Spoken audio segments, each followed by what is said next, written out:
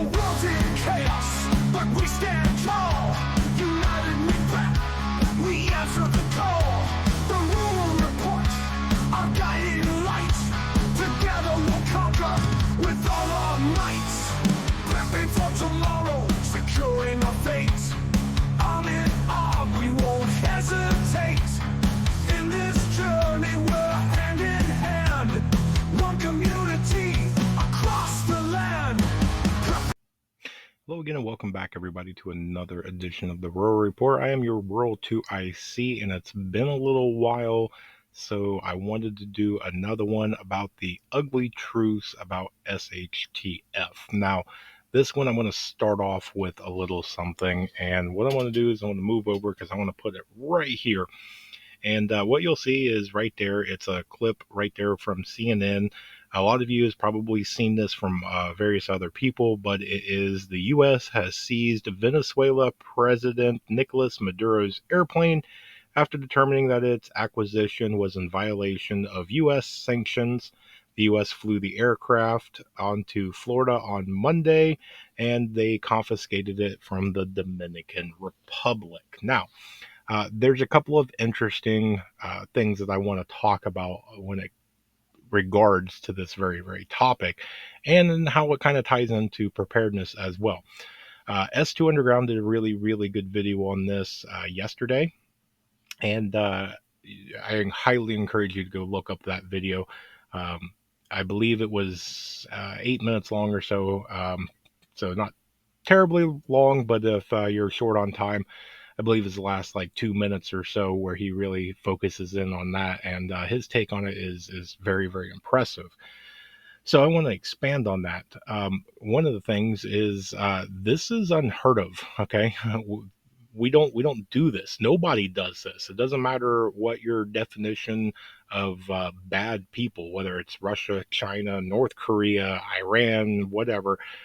You don't steal diplomatic airplanes. You don't do that. And it's kind of like unwritten rules.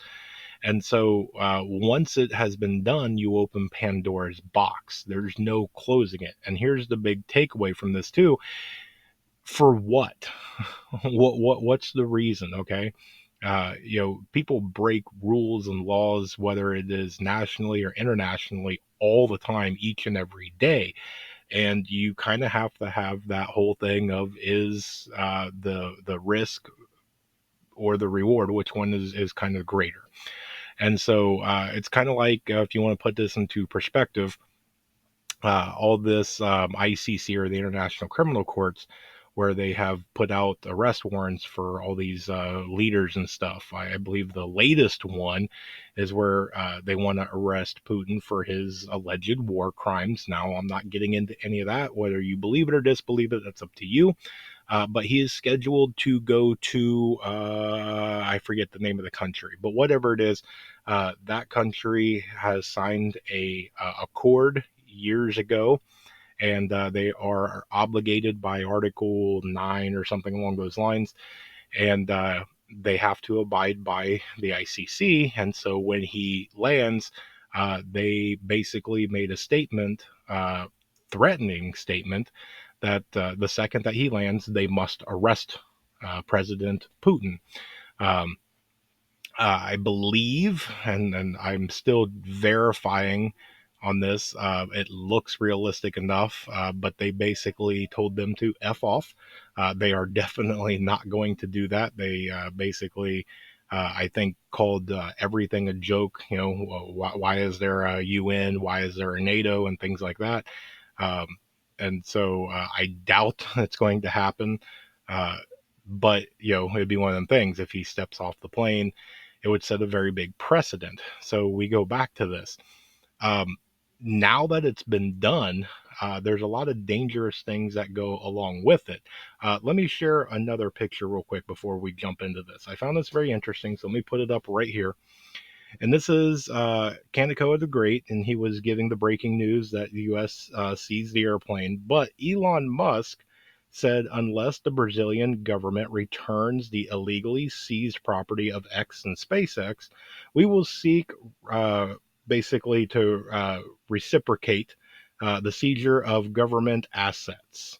So it's kind of interesting the way that that portrays, because this is a governmental aspect. This is what, like a $13 million airplane. So uh, where does all this lie?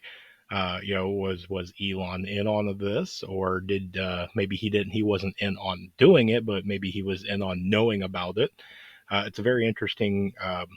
I don't know what you call it now that it's X. I thought it was a tweet, but I don't know what they call it now. But for him to put that out.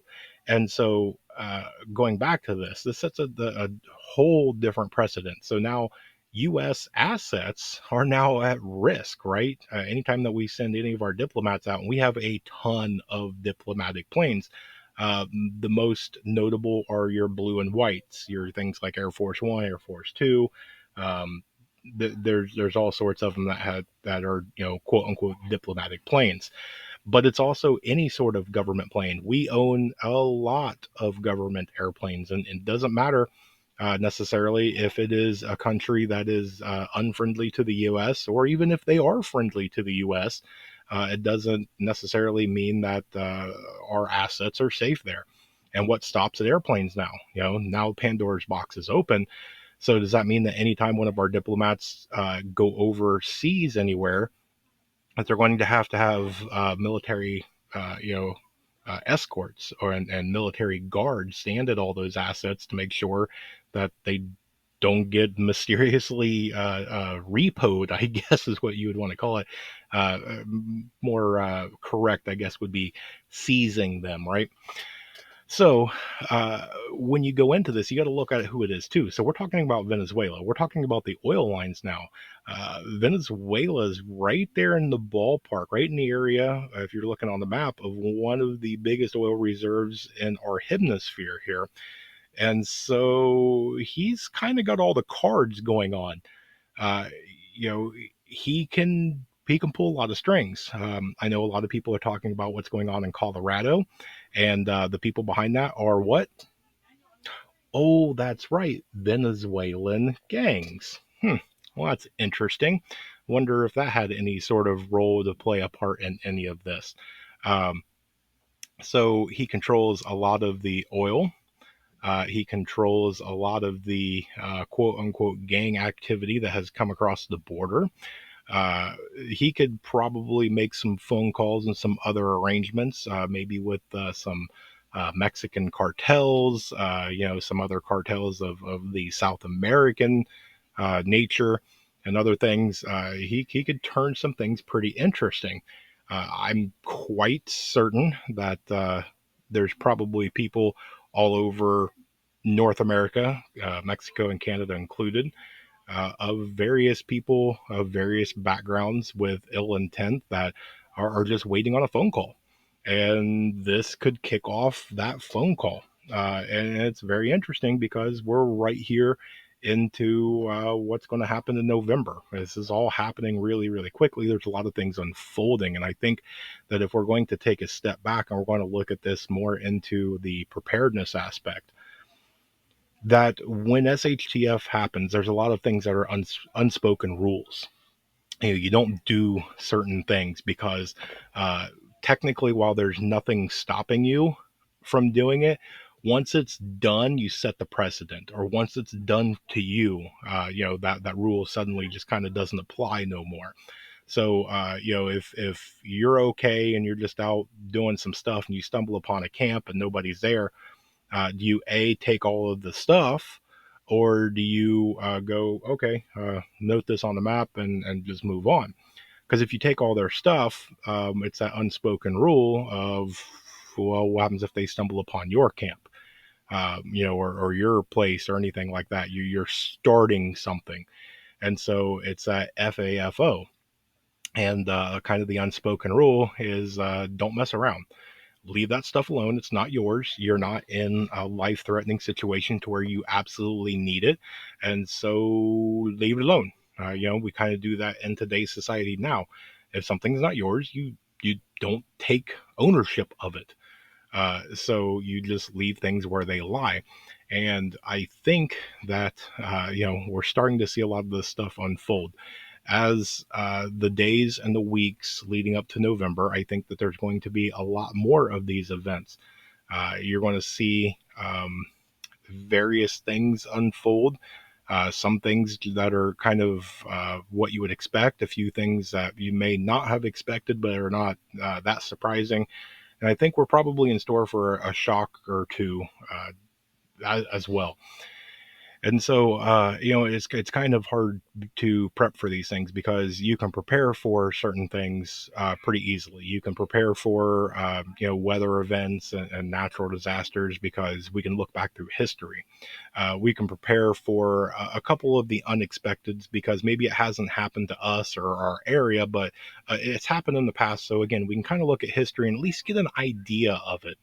But when something happens that there is no history of, then you start getting into that uncharted waters, and that is very difficult to prepare for. Sometimes it's almost impossible because the thing that you're trying to prepare for is the unthinkable. Your mind doesn't even go into there. It hasn't happened. Why would it happen? That box is sealed. Nobody's that dumb to open it. And well, as kind of history has shown us, there are dumb people, and they will open that box. Now, some of them will open out of curiosity, and some of them will open it knowing what's inside and what they're about to unleash.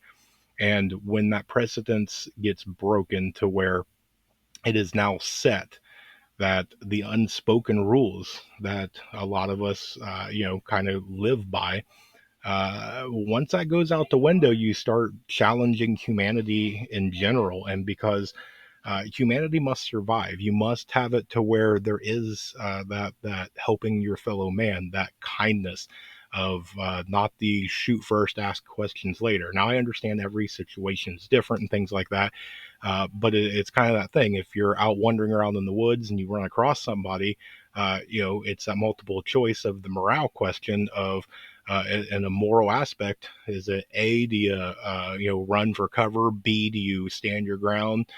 C, do you charge at them? There's multiple things, and I'm not sure if there's technically a correct right or wrong to it. But I think that when you have it to where 100% of humanity wants to answer that question in the same form that says that you charge right to them and you fight to the death, then that's when we as a human race, we as a species, have devolved past the point of why should we even survive? Humanity must go on. If once it goes to that point that we have devolved so much to where we won't do anything to help each other. Once we get to that point to where it's basically dog eat dog, every man for himself. Uh, I think you're past a point of no return. So we've got to do everything we can in the capacity that we can uh, to preserve humanity and to make sure that those unspoken rules stay rules and that we try our best to abide by them. Now, again, I get it. I'm not being naive. I know that some situations people are going to take advantage of that. They're going to try and use that against you. They're going to try and use that for nefarious purposes to get an upper hand, to take your stuff, to take you out, things like that. I get that. I fully do. But that comes down into, again, its own individual situation. And it's going to be very, very difficult, I know, at times to be able to figure out and differentiate the what do I do in this situation. Hopefully, fingers crossed, we never come to that to where we ever have to find that out. That's just going to be a continued case study to where it's just a multiple choice thing that we ask each other just to kind of feel around and see what you're thinking instead of actually seeing if it actually comes true. I never actually want to see an SHTF situation. Uh, None of us probably do. You don't want to have a personal SHTF. You don't want to have a neighborhood. You don't want to have a national or a global SHTF situation. I would say I would say most of your true real preppers, they want to uplift each other. They want everybody that can. They want them to succeed as well. They don't want to say I'm better than you or put people down. We're all in this together, right? And it's what we say at the end of this. We're all prepping in this together. And I truly mean that's why I end each video like that, because when you start getting down to the nuts and bolts, when you start getting down to the very end, there's a couple of things when you start getting into preparedness. One of which the goal is that you survive, and that's just what it is. Sometimes you can think of a certain situation to where you can pretty simply just make it through. Other situations, depending on what happens, you might struggle to do it, but you'll get through it. Other times you may get through it by the skin of your teeth, or you just may not make it at all. And we have to be realistic when we go through and we look at this, because when it comes to SHTF, there's a lot of things that go into play. A lot of it is skill, education, talent, knowledge, all sorts of things like that. And some of it's just dumb luck. I've made the example, I don't know, hundreds of times probably by now, of you can have a person that invests a ton of time and money to get training and gear and stock up supplies and all that. And some little tiny thing just takes them out, because out of sheer numbers, somebody will statistically be set up for 99% success, but that still means that there's 1% of failure, while you have the other guy that doesn't even have a bottle of water in the fridge, and somehow through dumb luck, they're the 1% that will just somehow make it through. So there is a small piece of fairness in this, as I have been seeing kind of posted on social media, is that survival in an SHTF favors the prepared. And I agree with that. You stand a much better chance of survival the better prepared you are, as long as you're realistic, knowing that it's not 100% guarantee. So we've went through a lot, so I'm going to leave you guys with that. I just wanted to drop one of these out here, especially since I turned these segments into a podcast, and the podcast seems to really take off. There's been a lot of good things about that, so I'm going to try and keep that going. But that's what I've got for you guys today. So I appreciate you spending a little bit of your time with me. I appreciate you for tuning in. With that, I hope you guys have an amazing day. I hope you guys have a blessed day. Stay tuned, because there's definitely more information to come. And with that, I want to remind you, remain united, because we're all prepping in this together.